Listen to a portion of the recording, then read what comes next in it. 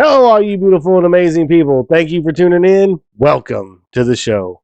If you're new to the channel, I'm your host, Hyde, and this is Hide and Seek Media, where we talk about news, sports, politics, and so much more.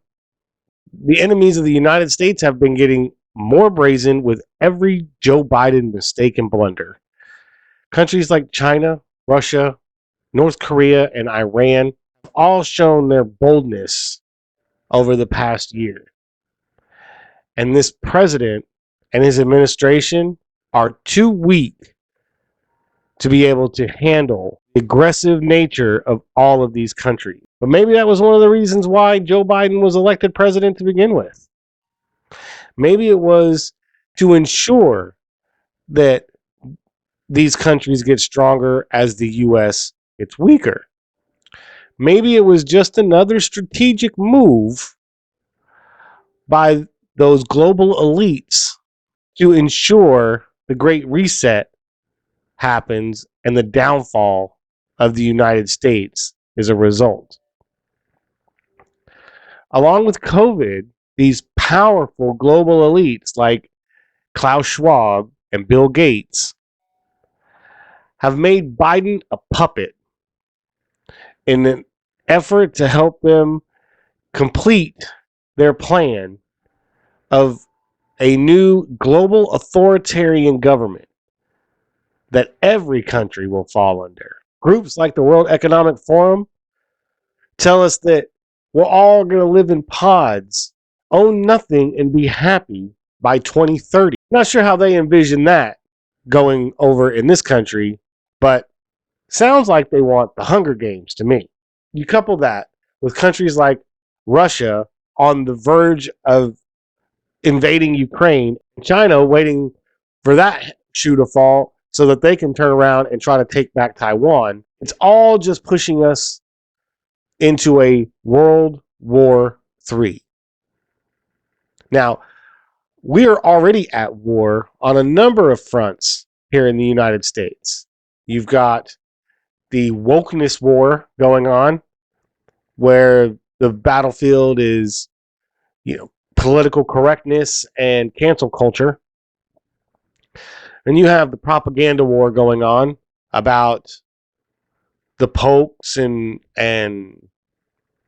what you should be doing and what rules you should be following. And that's just not here in the United States. You've got places like Australia who have had severe lockdowns over the last year, and Canada, who still has lockdowns to this day.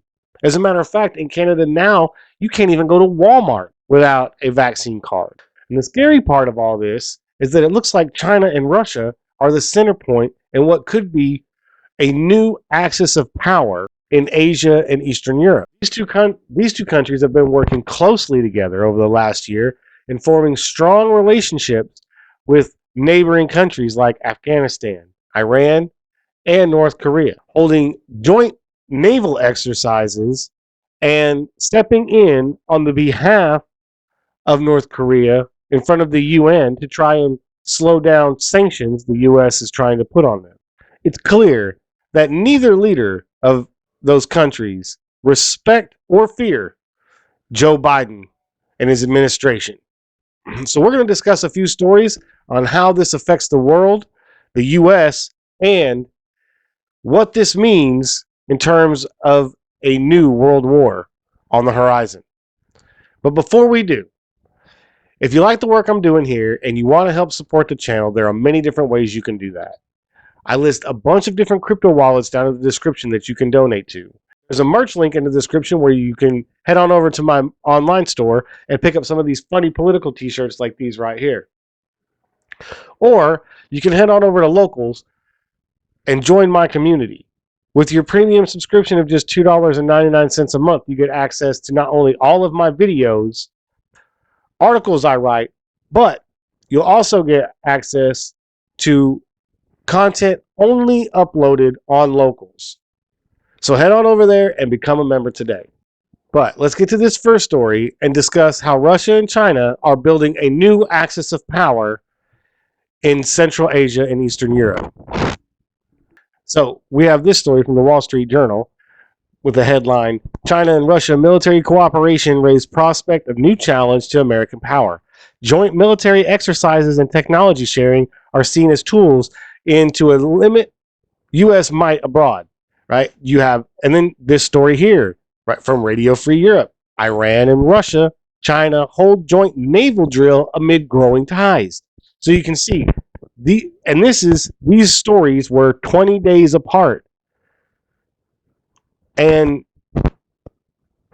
it is obvious that Russia and China are reaching out to some of these other countries who don't necessarily like the United States and are trying to build a coalition of their own, a NATO of their own, if you will, or if we want to put it in World War II terms, an axis of power, right? Like Russia, or not Russia, but like Germany and Italy and Japan had formed in World War II, right? This is exactly what Russia and China are trying to do now.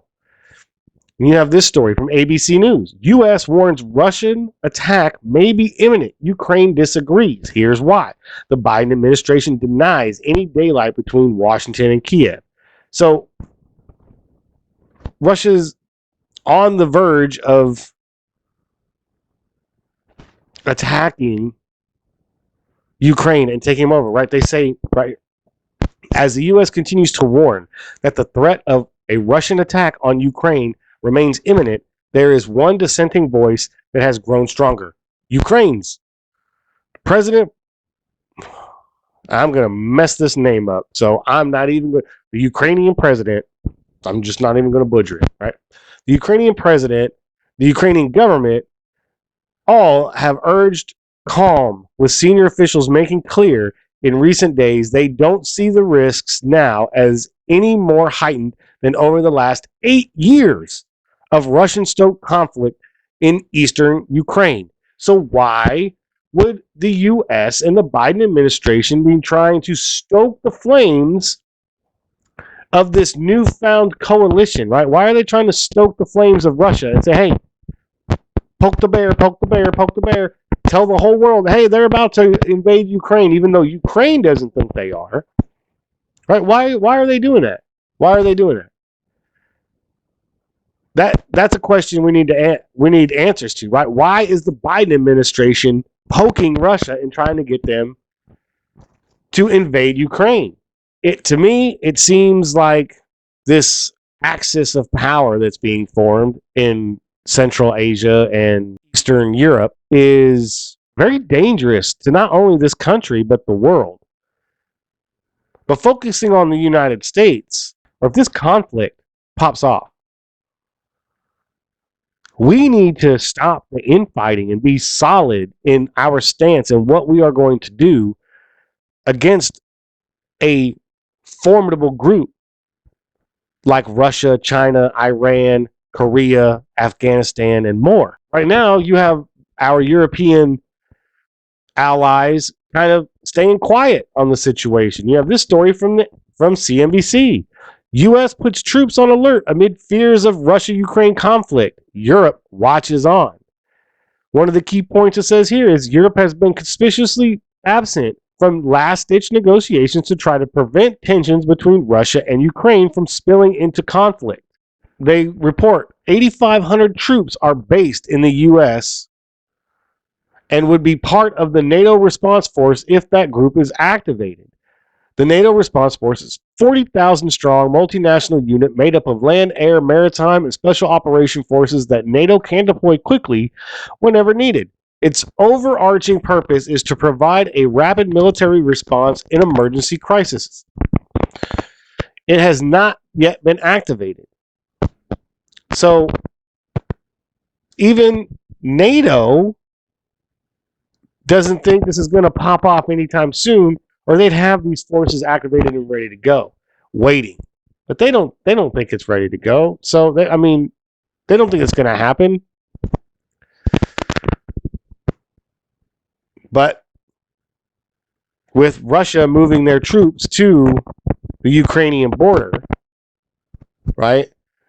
That is giving other countries like China a clear signal to push the envelope a little more. You have this story from the Washington Journal.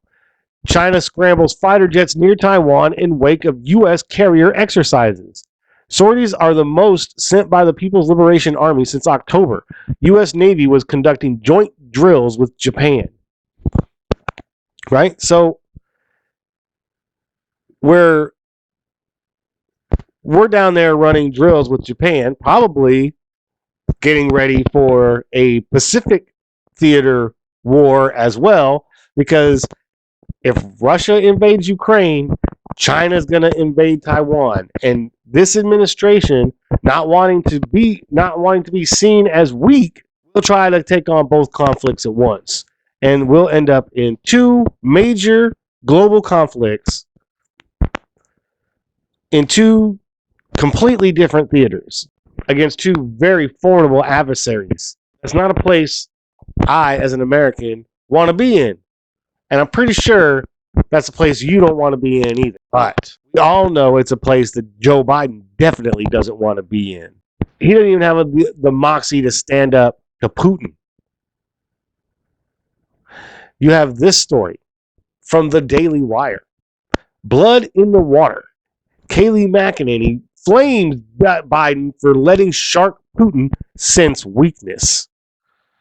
Former White House press secretary and Fox News host Kayleigh McEnany unloaded on President Biden during a Monday segment of Outnumbered. She goes on to say, Putin is a shark who tastes blood in the water, and he senses weakness in his foe. And his foe, make no doubt about it, is the United States. He watched the press conference last week, and he heard, it's one thing if it's a minor incursion.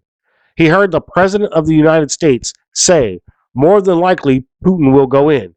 And more than that, he heard the President of the United States say, there's nothing we can do about it.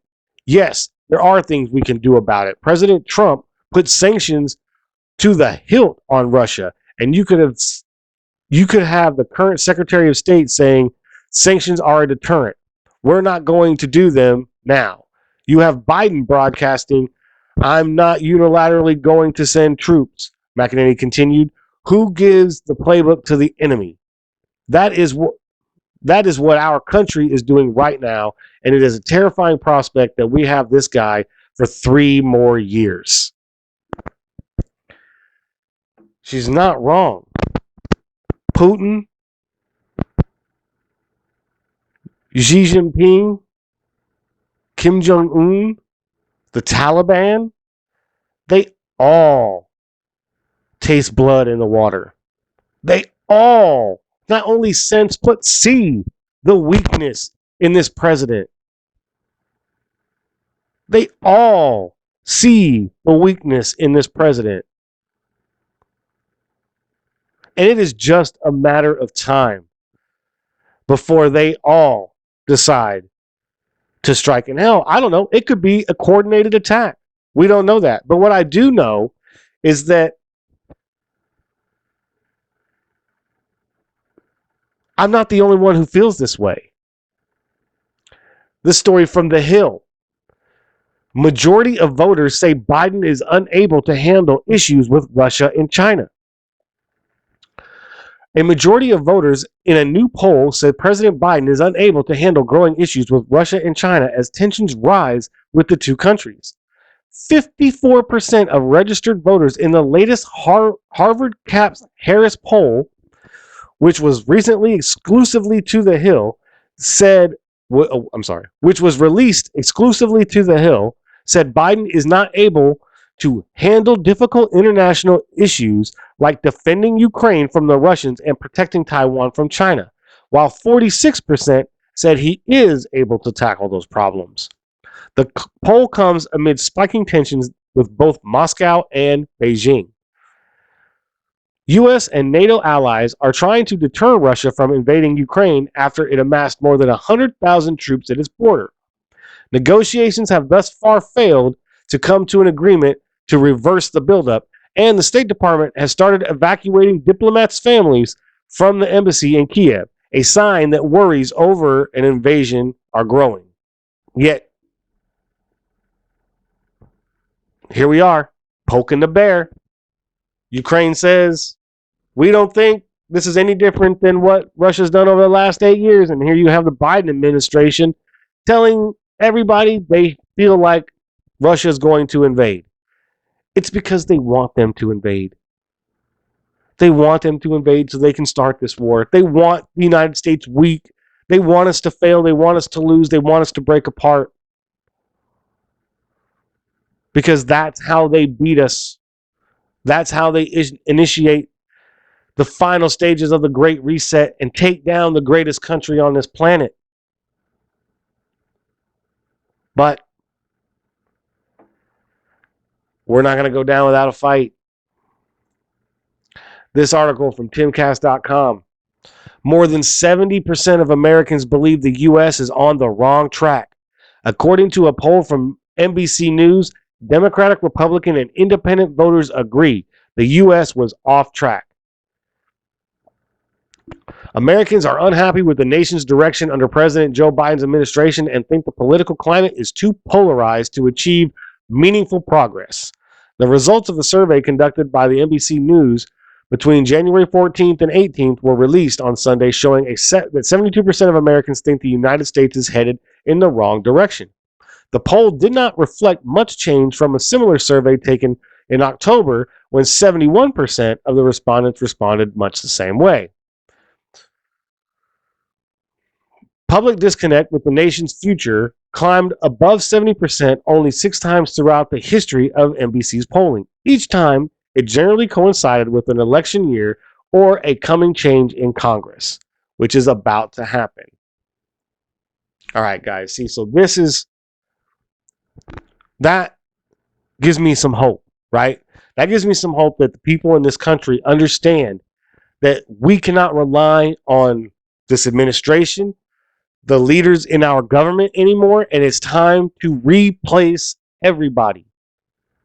Everybody. Starting with the House and Senate. And that's why 2023 is so important. That's why this election coming up in 2022 and 2023 is so important. Getting America First candidates in office is the priority. It is the priority because we are going to have to deal with this massive group, these formidable opponents in China and Russia, and they're now allies that they are quickly gathering as more and more countries decide to become cozy with China and Russia. So in the end, we not only need to be getting the message out there that this administration is going to fail us, and we need to make sure that we do everything in our power to take back control of this government and to take back control of this country and lead it in the right direction and not the direction that this administration has been taking us. So, guys, do your homework. Pay attention in this video. Research your candidates in your area. Make sure that you are voting for America First people from the bottom up. Local all the way to federal. From school board to senator. You need to be paying attention and looking at the people who care about American values first. Because if we don't have those kind of leaders in our government, we are going to fail. We are going to fall apart. And we are going to lose the greatest thing this planet has ever seen. The freest country this planet has ever seen. Now, I know I sound a little hyperbolic, but World War III is coming. Ukraine is going to get invaded. Taiwan is going to get invaded. Whether it happens this year or the beginning of next, it will happen. China is not afraid of this administration. Russia is not afraid of this administration. but every one of you should be, because of where they're taking us. That's why videos like this are so important. That's why you guys watching my videos, sharing my videos, and subscribing to my channel is so important. We got to get these messages out there. We got to get more and more people on board with protecting this country and what it stands for. So make sure to do your research and vote America first in these upcoming elections. Let's replace all of these incumbent crony politicians, every single last one of them. If they've been in office more than 8 years, get them out. They've had their chance. They've done nothing. Get them out. If they are doing stuff and they are making progress and they are advancing forward the narrative we want pushed forward, then fine. Reelect them. But if they're not advancing first, America first agendas, they're gone. Period.